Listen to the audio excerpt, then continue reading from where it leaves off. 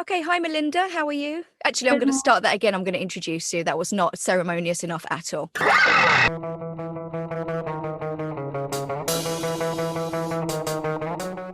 Hi, this is Erin, and welcome to Everything EFL, a podcast about language teaching.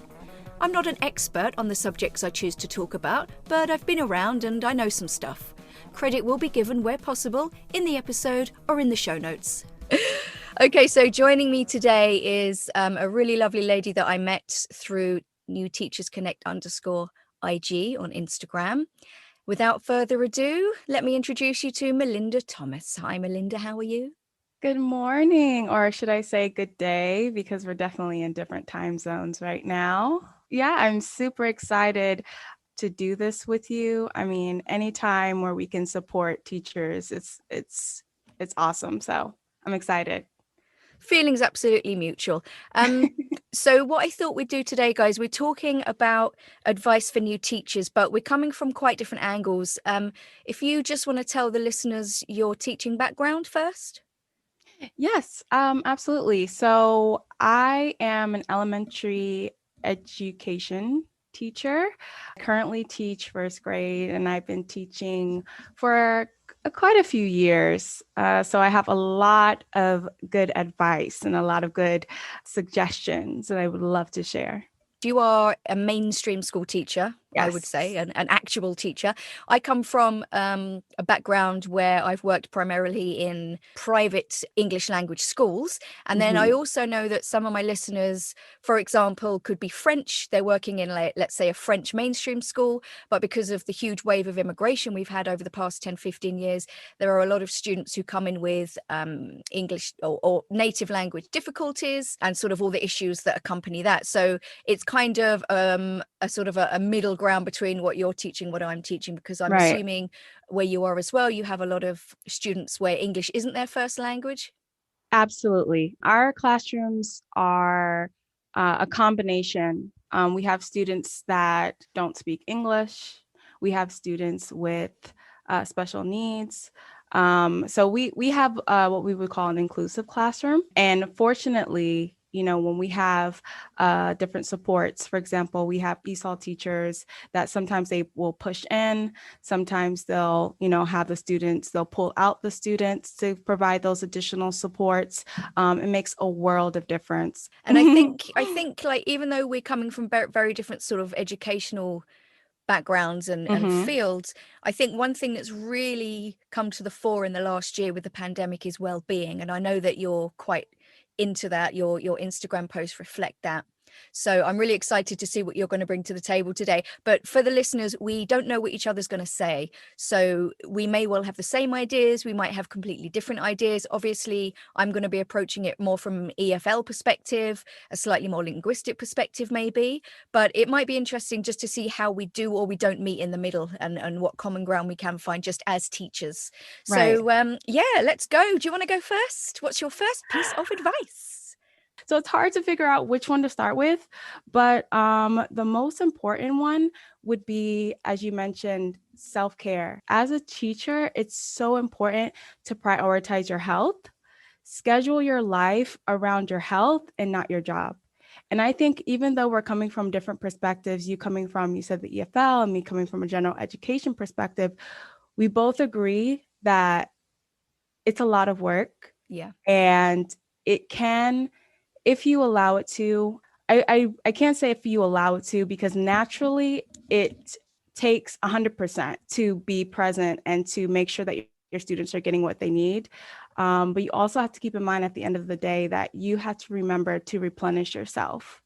What do I need to be my best? Because if we are not our best, we can't give our best to Yeah. our students. I totally So agree. Yeah. But I yes, think that sometimes that is easier said than done, because no matter absolutely, no matter what your teaching background, no matter what you're teaching, we teach because we're passionate about it and we love our job. And, absolutely.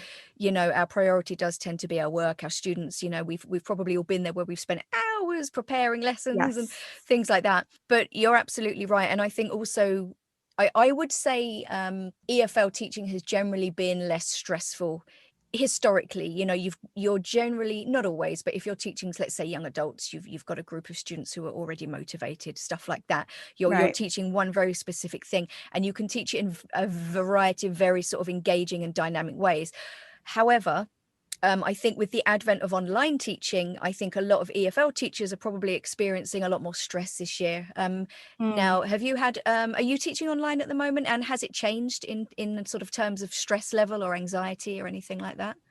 Yes, we are teaching online, and it definitely has added a new level of challenge. Let's just start with the technical difficulties.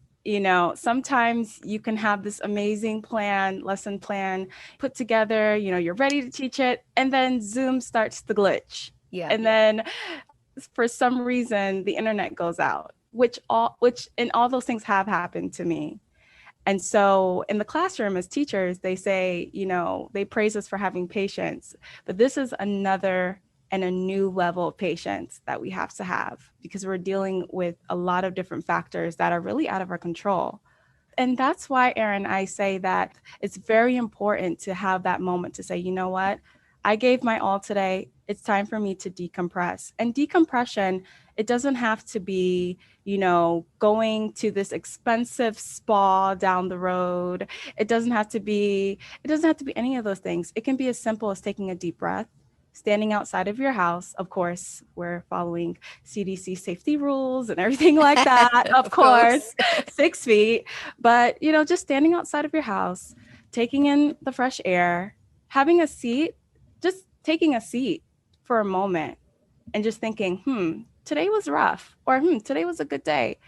And it makes a world of difference for the next day. Yeah. And I think having a mantra as well, like, my lovely friend Erin Myers, who I've recorded with a couple of times from California, she says, "You're enough." And I think that's really important as well. Even if like you have the worst lesson and it's all a disaster, like you have to remember that you tried your best. Absolutely. And things will go wrong.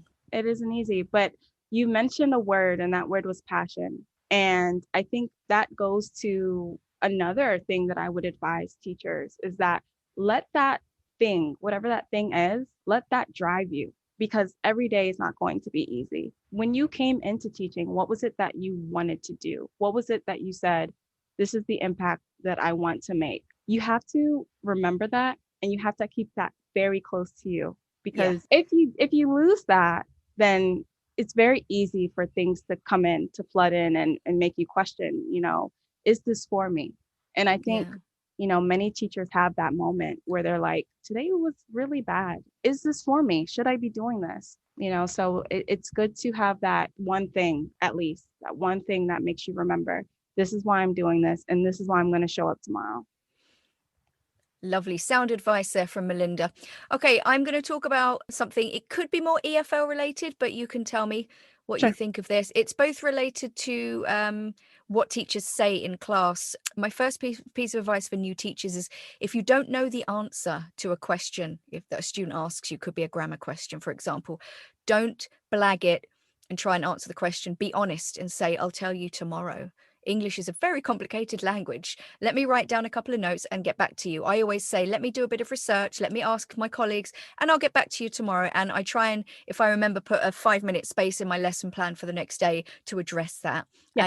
And the second thing is, this is really important in an EFL classroom. It goes with the whole communication theory that we kind of abide by religiously, is stop talking. It's not your show. Okay. If that's your thing, make a podcast or join a local theatre group or something like that. But you're there to facilitate, to explain, to instruct. Nothing annoys me more than teachers who use the classroom as like their own little personal stage. And I've seen it. I've observed teachers before, and I've had to say to them, this is not the insert name here show. You're here to extract as much linguistic production as you can from your students. You're not here to perform, and it's so frustrating to watch. Absolutely. I agree with you 100%. I think that I know children have so much to offer. And when you give them the floor, when you give them a platform where they feel, I have a voice, we have to keep in mind that a lot of children feel that they don't have that. And if you think of yourself as an adult coming into something new, we oftentimes get that feeling like I don't have a voice because I'm new, or because I'm the youngest person here, or because I have the least amount of experience. But then you think about it and you're like, you know what? I do know something.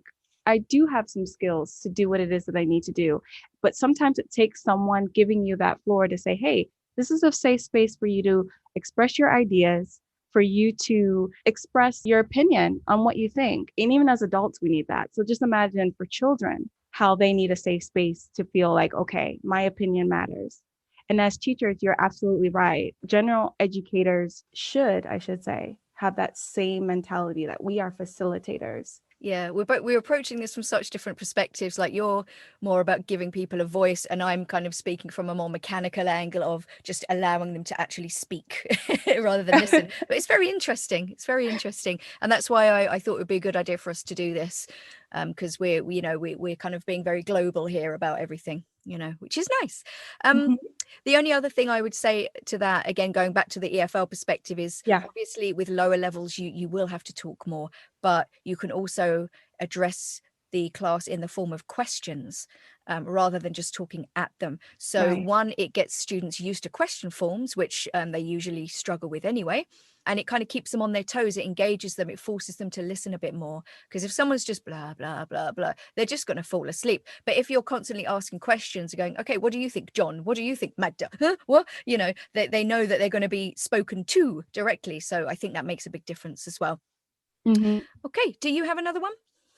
Oh, yes, I do.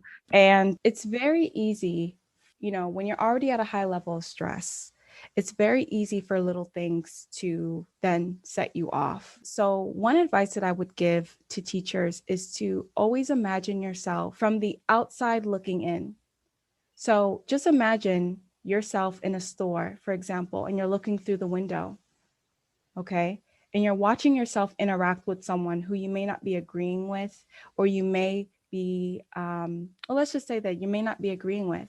Would you be proud of how you're handling the situation? Would you be proud of how you're talking to that person? Would you be proud of how you are listening to that person? It's the same way in the classroom. We work with, I call them little people every day, and some people are working with big people, adults. So I always have to keep in mind, am I responding or am I reacting? Mm, Am I being an example to my students as to how to communicate when things aren't going well? yeah. Am I being an example for my students of how to handle stress?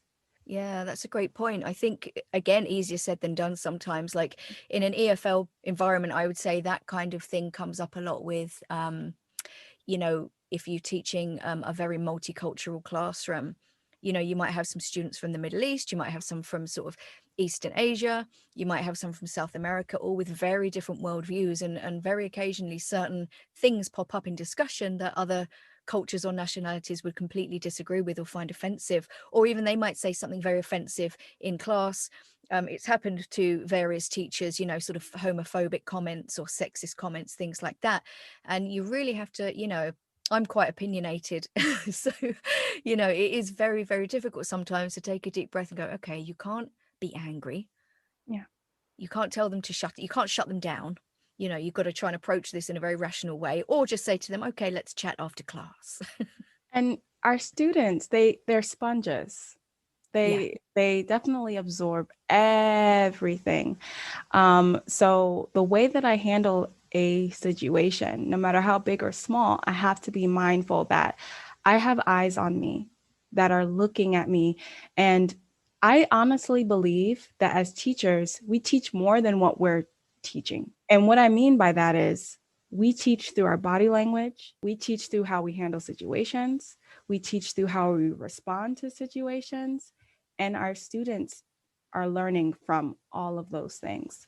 So if a teacher comes in a classroom thinking, oh, well, I'm going to read what I see here in the curriculum, they're going to learn that and that's fine. I think they're mistaken in that aspect, because if another teacher were to come in and there was a confrontation, the students are learning from that as well. How is my teacher going to respond to the situation? How does my teacher respond to other teachers?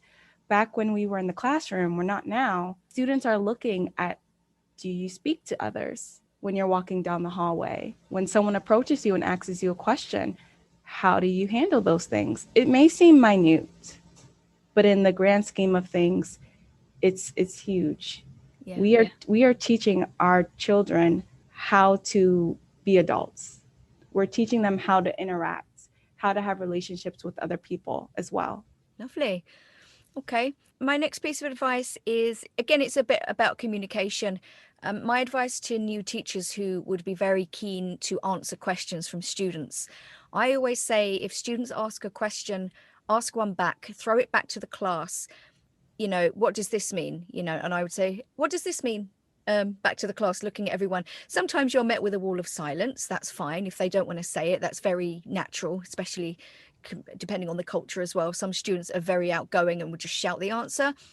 Some will just look at you like a deer in the headlights. So if you are met with silence, get students to discuss the question together in groups, and then maybe nominate someone or see who wants to volunteer themselves to answer it. Resist the temptation to explain everything yourself all the time. Maybe clarify what other students have said.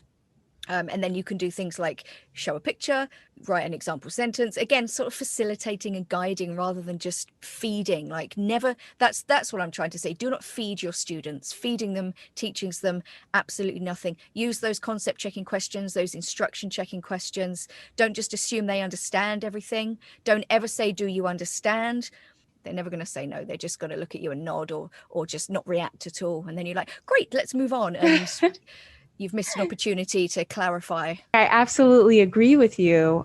Questioning has always been, a topic of discussion for as many years as I've been teaching. Administrators are always looking for, okay, great lesson, but where are the questions?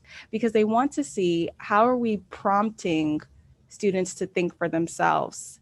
And teachers can, get in a space where they're thinking, okay, does everyone understand? Okay, great, let's move on.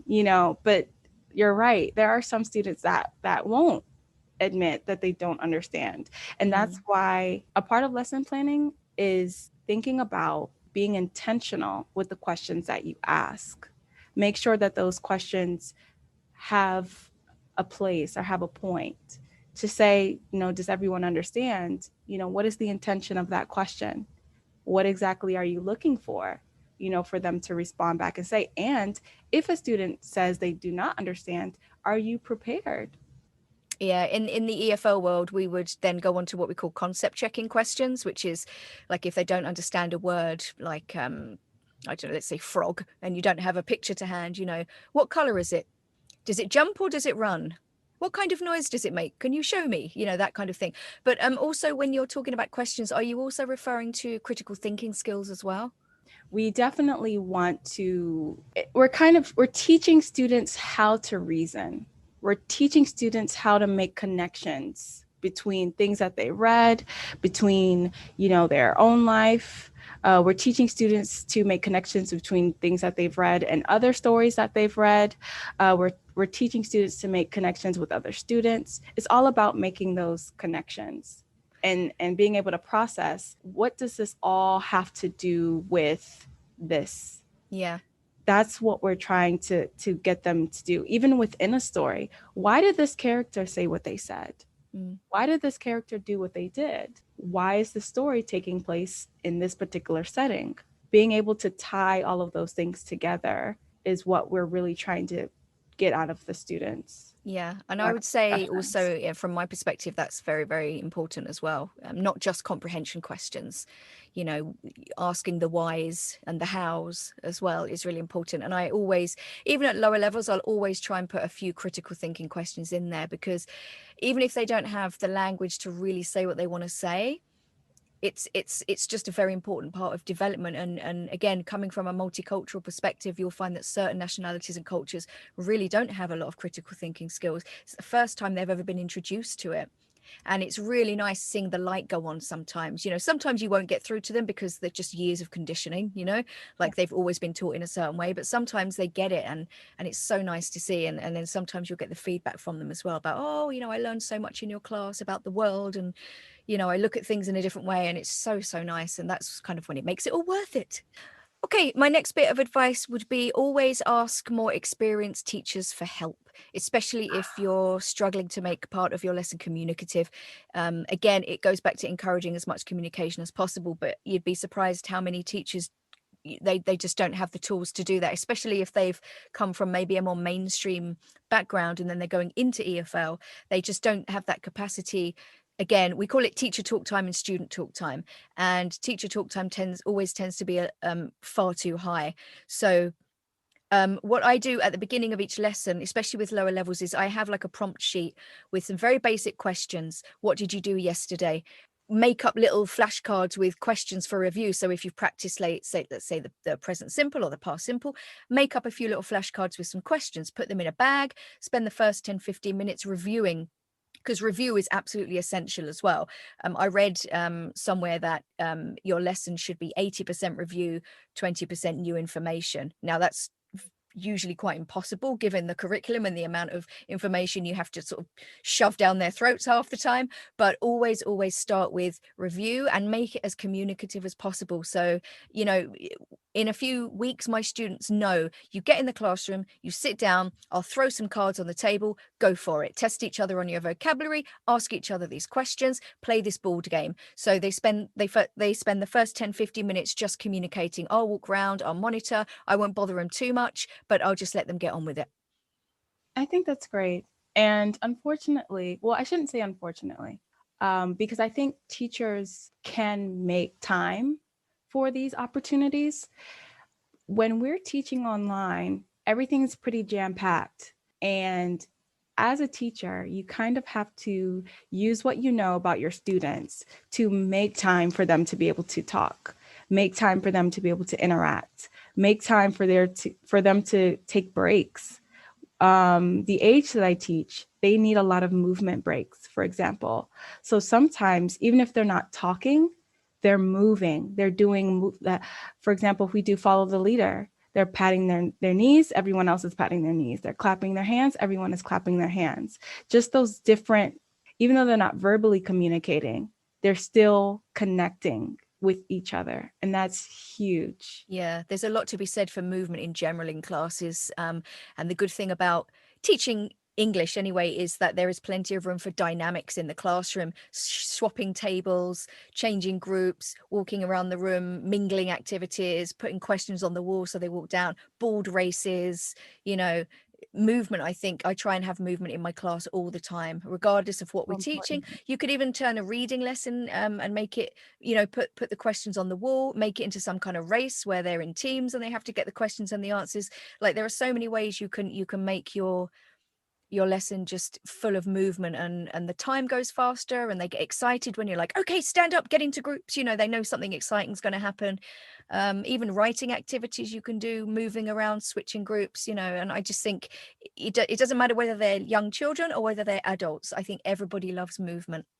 And you're spot on with that. I love that you said that, because with primary grades, there are things that we do that need to continue with the older students. Movement is a big one. Artistry is a big one. Young students, as much as they love to draw, older students love to draw as well. So I would advise for teachers that teach, the secondary age students or the middle school age students, the high school, even collegiate level, remember the basics. Yeah. Include it and remember the basics. Everyone expresses themselves in different ways. So, as they get older, you don't have to just say, okay, we're just going to write. You can say, you know what, for this activity or for this prompt, I just want you to draw your response. And you'd be surprised the discussion that will come from that. Yeah. Lovely. And I think also, I don't think anyone's too old for a game. Yeah, I've never had a bad response from anyone of any adult age. Let's play a board game. Let's have a board race. Never. They love it. Yeah. And there was something that you'd also mentioned when you said, don't be afraid to ask to get help from experienced teachers. And I would like to advise teachers to that point that help is not a bad word. Absolutely not. You need it. We all need it. It doesn't matter if you've been teaching for 1 year, if you've been teaching for 30 years. Help is not a bad word. We all have different levels of experience. We all have different levels. We all have different strengths, and we all have different areas of improvement. We are all here for the same purpose, which is to make a difference, which is to impact the lives of our students. So why not work together? You are really good at that. That's an area of improvement for me. Can you help me in this area so that that way I can improve? And I think that's at the end of the day, every year that you're working, and it doesn't even have to be a year. Every day is is a new day. You gain new tools, you gain experience, Yeah. and that gives you something to offer to the next person. Absolutely. And like, you do not want to become that teacher in the staff room, because there's always one. And myself and Shane talked about this in an earlier episode. It's around the episode 20 mark. We talked about teacher types, and there's always that one teacher who's been teaching for 20 odd years, who doesn't attend any professional development seminars, who just stagnates. And you do not want to become that teacher, because it gets boring as well. Like, it just, I can't imagine just not even turning around and saying, oh, have you got an exercise for this? Or do you know, you got any advice for this? Even just that, do you have any photocopies for this? That's all it sometimes has to be. You don't have to have a deep, meaningful conversation. You could just say, have you got something for this? Brilliant. I'll add it to my arsenal of materials. Moving on. Exactly. Let's not reinvent the wheel. No. And a lot of times the ideas that we have, sometimes they're brand spanking new ideas, and then sometimes they're things that have been done already. So why not use the resources that are available? And the only way that you can know those resources are available is if you ask.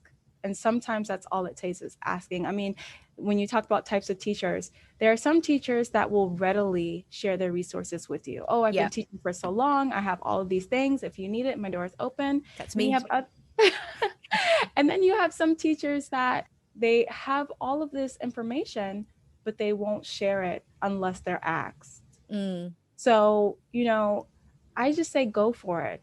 Don't be afraid. And you know what? Even if that teacher says, I don't have it or I can't help you, the fact that you advocated for yourself is what matters. Yeah. And sometimes I think, like, you might get a bit precious about some of the materials that you've created yourself. Why am I going to give this to a teacher? They didn't spend 2 hours making this. They're going to take the credit for this.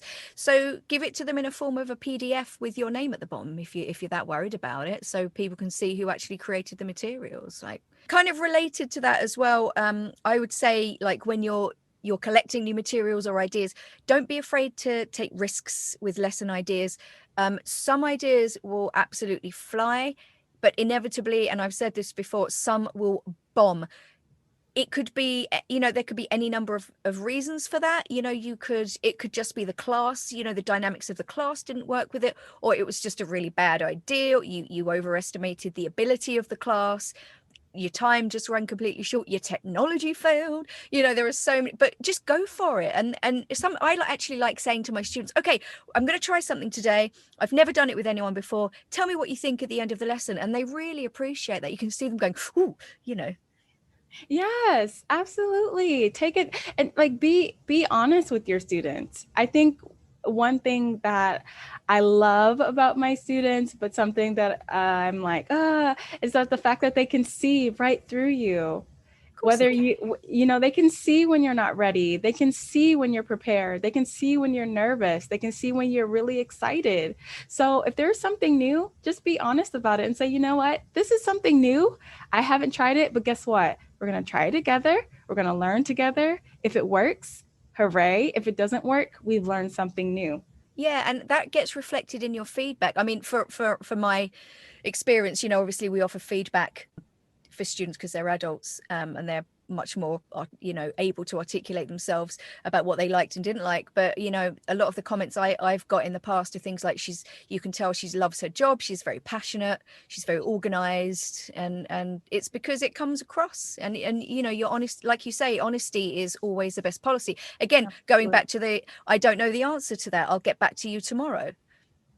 What's the big deal? Exactly. And the thing is, we present ourselves as, sometimes teachers can hold themselves to this expectation that things are supposed to be perfect. And let me tell you, I learned very, very early on in my career that perfection does not exist.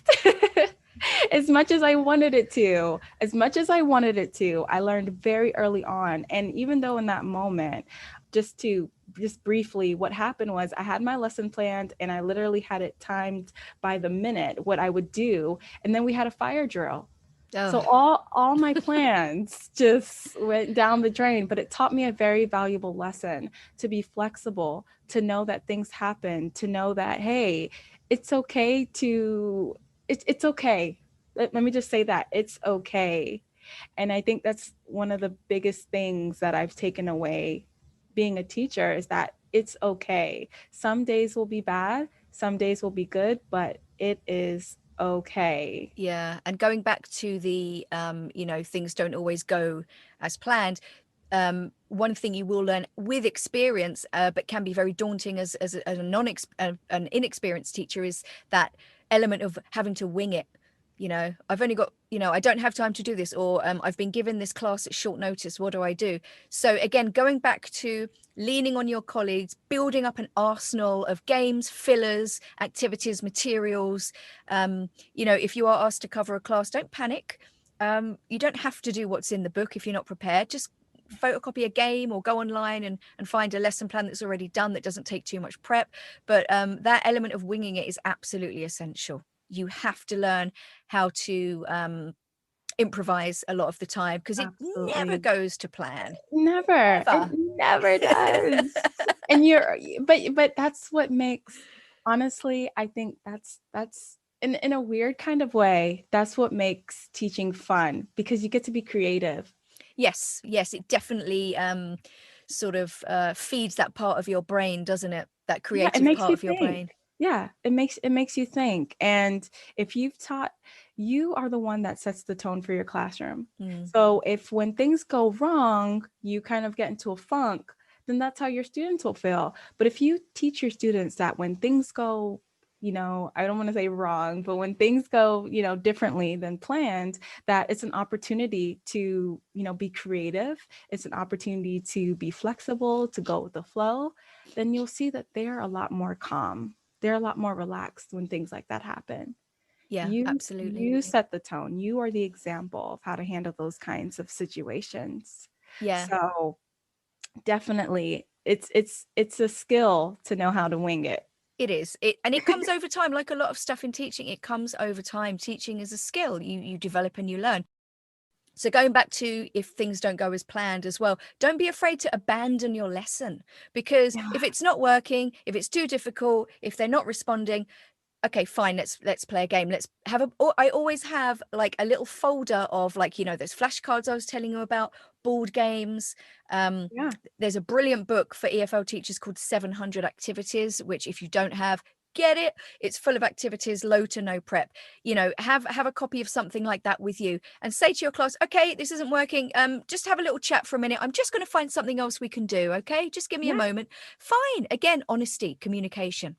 Absolutely. And I've found that working online, there are times when my students, they're tired. They've had a long day, of learning. They've, given as much as they could. And sometimes we have to stop mid-lesson and say, you know what? Let's take a movement break. Let's Yeah. do something fun. They love Simon Says. No matter how many times we've played it, they cannot get enough of that. So knowing your students and just saying, okay, I see that they're getting tired.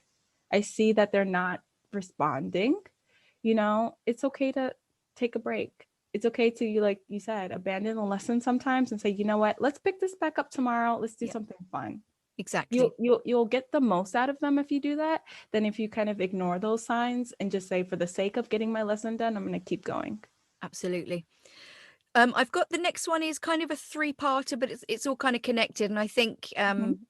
it's true for mainstream teachers as well. So the first thing I'm going to say here is about preparation. Don't be intimidated by the amount of time it takes you to prepare, because that will improve an experience. I mean, I remember when I was doing my teaching course, I'd spend an entire weekend planning a 1-hour lesson, and I remember once my parents were waiting to go out to dinner. Saturday night, I was sitting there cutting things out on the floor, trying to do something, and I just burst into tears. And I was in my mid-20s, and I was like, I can't go out with you. I haven't done it, and they're Yeah, like, just yeah, chill, just leave it. Okay.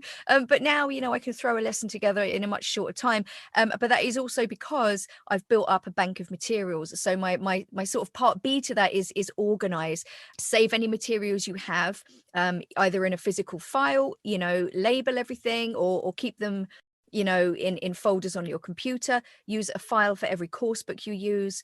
You'll use it again and again, so keep it all together. You'll just save so much time. yeah, definitely. Let me tell you, my first year teaching, I would come to work at 7:45 a.m. and I would leave work at 7 p.m. Yep.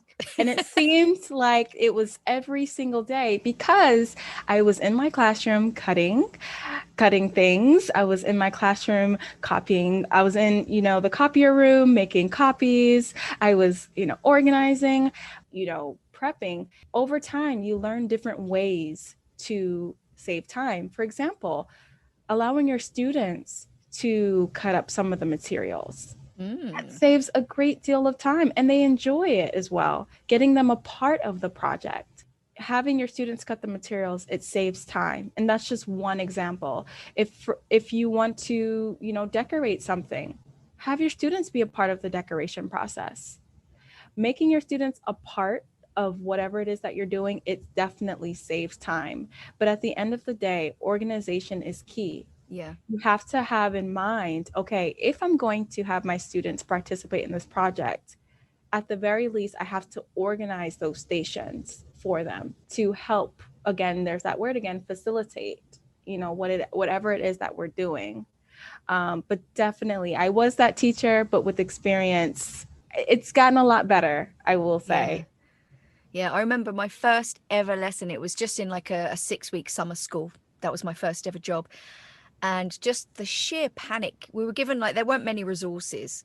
And I had come from my teaching course where I'd spent, like I said, days preparing a lesson. And I just remember the panic I was in. And the other teachers, they'd been teaching for a year, 2 years, 5 years, whatever. And they were just, moseying about, making a couple of copies of things. And I'm like, what am I going to do? How am I going to do this? And they were so cool, though. They were like, Yeah. oh, it's okay. You can do this and all this. And now I'm that teacher, But I mean, just the panic of, Oh, yeah. of Yeah. organizing and preparing a lesson. It was horrendous. Yes, absolutely. And when you are a general education teacher, you're planning for multiple subjects. So when you talk about it taking a long time to plan, that is an understatement. But again, let me speak to the point of working with your team. I think that those who are listening, you'll probably hear that over and over and over again. Work with your team, because if you can do it to where, okay, hey, I'll plan for math this week. You can plan for reading, you can plan for science, delegate. Maybe you're not the one who's delegating, but be a part of that delegation. Absolutely. And if you can, I've done this before in a school. I asked the manager, could we organize a bank of materials, because there was photocopies flying around everywhere.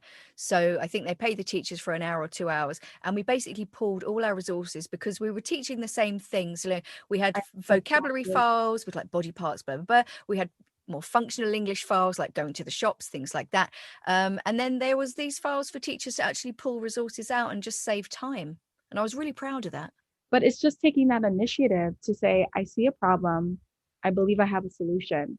You just taking that initiative is what will allow you to grow as a teacher. Yeah, So definitely. yeah, so never think that because you're a new teacher that you don't have a seat at the table. You were hired for a reason. So keep that in mind when you go into the room to say, hey, I have an idea. Is it your turn or my turn? I think we're on a roll here, Erin, and we're feeding off of each other's ideas. You'd mentioned about when you're in the classroom, no matter how many years you've been teaching, always look for opportunities for professional development. Yeah. Always look for opportunities to grow. There are so many certifications that are out there. There are so many programs that are out there that aren't 4-year-long programs. Some programs are only 2 years, which still, sounds like a long time, but it goes by fast. So taking advantage of these different opportunities to grow, even while you're in the classroom, you'll find that when you reach that point where you're, thinking to yourself, okay, what's next? You'll realize that along the way, you've picked up so many tools. You've prepared yourself for that next step. And I think also it goes back to that idea of not stagnating as well. And I think if you get a job Yes. and you're just happy plodding along teaching, brilliant, why not? But again, if you don't want to sort of, like you say, get more qualifications and things like that, at least again, always, like we keep saying, go back to your colleagues, get new ideas, Yes. attend the odd professional development session, and just keep your ideas fresh. That's like the least you should be doing, I think, as a teacher. My next pieces of advice are kind of linked to what you just said very tenuously in the vein of preparation. So there's a couple of things you should be doing. When you're doing your lesson plan, it's very important to anticipate problems in your planning stage. Like it could be a word you're teaching and its pronunciation. It could be problematic things that come along with the grammar you're teaching. So, for example, if you're teaching articles, do these things exist in the language of your class? A lot of Asian countries don't have articles. Polish doesn't have articles. What issues are you going to come across there? Present perfect, for example, it's used differently in certain languages. What problems are you going to have there? Again, this gets easier as you go, as you get to know the different nationalities and their issues. That gets easier. So linked to that, my part B would be if you're looking at your register of your class, you're looking at the nationalities of them, what linguistic issues do they have? What are you going to expect they're going to understand, not understand? Are they going to be able to pronounce, are they going to pronounce every word phonetically as it's written? Just these sorts of things so that you know what's coming. I think that's really important in a linguistic sense as well. What kind of problems do you anticipate in your classroom? Well, since we have our classroom, again, it's inclusive. We teach a range of students. It's important to know, like you said, who we're teaching, where they're coming from. It's important to know, what's going on the news. It's important to know what's going on in our community. It's important to know, what's important to our students. So there are certain things that may come up, that are important to them. And again, giving them that space to be able to speak on that. We understand that every student is different, from, academically to their personality. So just allowing each student to feel safe in the classroom to, express themselves. I have some students who may not feel as comfortable talking, for example, but knowing that we use sign language, we use other ways of communicating with each other to where that student feels like, okay, I'm a part of this classroom just as everybody else, for example. Or we have some students that have other areas that they're working on. So knowing that makes me understand, okay, I may not be praising them for getting the right answer, but I'm praising them for raising their hand. I'm praising them for even participating. So the way that you accommodate for each student is how we kind of tailor the classroom to meet the needs of every student, to where we show that, okay, I understand where this student is coming from. I understand where that student's coming from. They're coming from two different places. I may not get the same product from this student as I would this other student, but I understand that to this student, this is their best. And you gain that insight by spending time with your students. And that's that time you mentioned earlier, to where you just allow your students to express themselves, allow them to talk. Or not talk, as the case may be. Maybe they're too shy, they're not comfortable. Right. And if you are that teacher that you'd mentioned earlier, that where it becomes their show, how can you learn your students? True. And I think also, coming back to that word you use, safe, I would use comfortable in my sort of environment, but I think that's key, making your students feel comfortable, letting them know it's okay to make mistakes, it's okay to get the wrong answer, it's okay not to speak perfectly, because again, depending on the culture, some cultures, they hate being wrong. and they'd rather not answer the question than risk being wrong, or they might need a lot of time to formulate the answer in their head, and other nationalities are much faster than them. There are so many variables, but again, going back to preparation, get to know who you're teaching, make everyone feel comfortable, and let everybody know that, you know, this is a safe space. This is a space where you can feel comfortable, be who you are, and everything's good. Absolutely. It's key. Students need that. And that's how you'll get the most from them. Absolutely. Yes. I think it's your turn again. Oh, yay. Okay.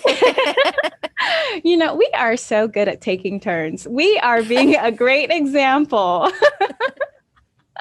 Do you know what? Saying that, it's taken everything I have, because I'm a very kind of, I really want to speak all the time, and I'm like really holding back, so I'm not jumping all over what you're saying. It's killing me. You are doing great. Let me just say, I'm really enjoying this conversation that we're having, and it's so important. You know, I think more teachers should have these kinds of discussions. But anyhow, my next advice, we should always still keep in mind to invest in ourselves, if possible. I say if possible. And what do I mean by that? If you can, try to save at least a little bit each paycheck. I know that may seem like a lot, but in the grand scheme of things, we're talking, you know, when we talk about preparation, when we talk about, you know, where do you see yourself, you know, just save a little bit each paycheck if possible. It makes a big difference. Try to take advantage of reimbursement opportunities.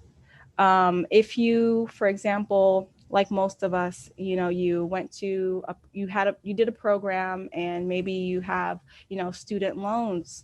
There are different programs that will reimburse. There are programs, for example, loan forgiveness. If that fits your situation, you know, that may be a good program for you. I love that you've gone on to the more practical things, because that's exactly where I was heading. Yeah, for sure. Yeah, so I can't really add a lot to that, because your situation is very different from EFL teachers. Although I would say, in terms of pay, we kind of go through the same thing. We're never paid for prep time at all. We're very rare will you get a job where you've got a salary. You're paid by the contact hours that you teach. I see. So you really have to have a passion for it. And sort of leading on from that, depending on what country you're in, my advice would be to join a union if you can. In Ireland, for example, the unions are actually starting to gain a little bit of traction. And just before the pandemic, like, they were doing really, really well. And I think it's all kind of fallen behind a little bit now. But try and join a union if you can, some sort of organization, because it's a very unstable industry. It doesn't protect its teachers. Be prepared to meet a lot of dodgy bosses and a lot of dodgy schools. Again, go back to somewhere around episode 2021. We did an episode on owner and manager types. There are a lot of very dodgy schools out there that are just cash cows for these owners. I would look online, look for forums for recommendations, look on sort of blacklist websites as well to stay away from certain schools. You will hear a lot of horror stories, unfortunately. That's just the way the industry is. However, on the upside, we get the opportunity to travel, which I think is one of the reasons a lot of people do become EFL teachers. So my advice there would be travel. Again, do your research. You know, yes, Spain, you would have a tremendous lifestyle. The weather's great, the food's amazing, the wine's fantastic. But if you want to do some serious saving, does the pay reflect that? If you want to just put your head down and work really hard for 2 years, maybe a job in the Middle East would be a lot better. But obviously with that, depending on where you're from, might come with a lot of restrictions on your lifestyle, but the money is excellent. So travel, but do your research. We're going to have to wrap this up, because we've been recording for ages now. I've got one more thing. How many things have you got?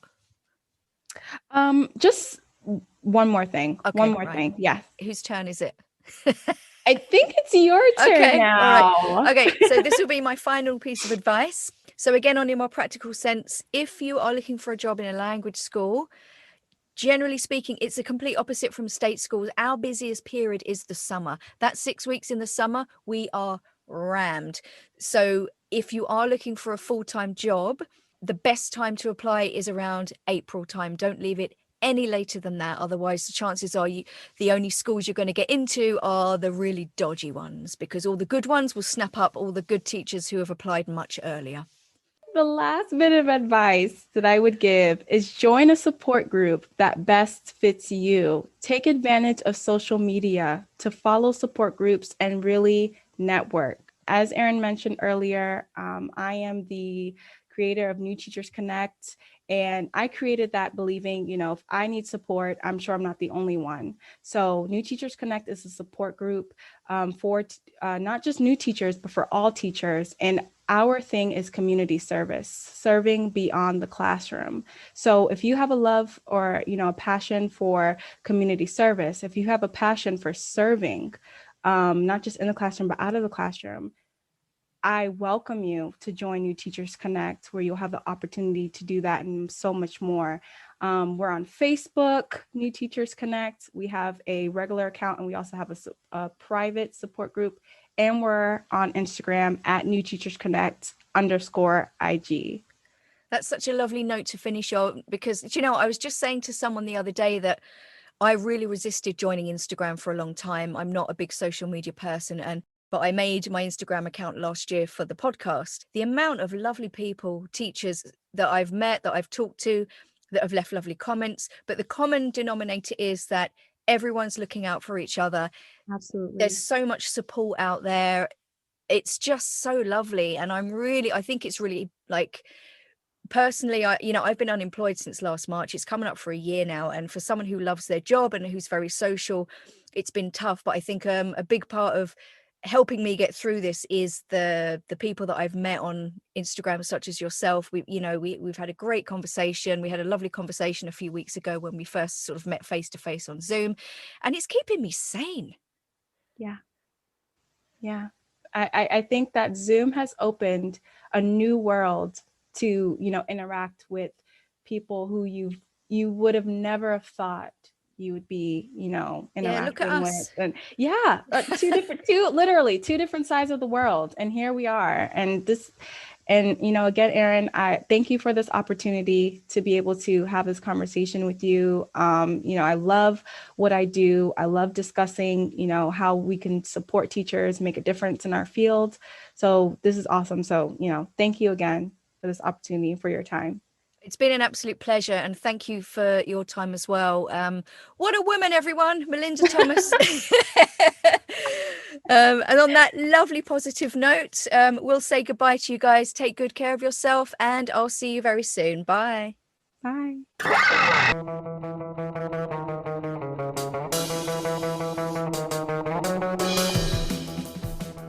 If you enjoyed this episode, please subscribe to the podcast on Spotify, Google Podcasts, Apple Podcasts, or pretty much wherever you get your podcasts. Follow Everything EFL on Instagram, Facebook, or Twitter, and engage with me and my followers. If you have a suggestion, idea, or any feedback, my email is on the show notes. Finally, and most importantly, share this episode on social media and tell your colleagues. Share the love. Bye.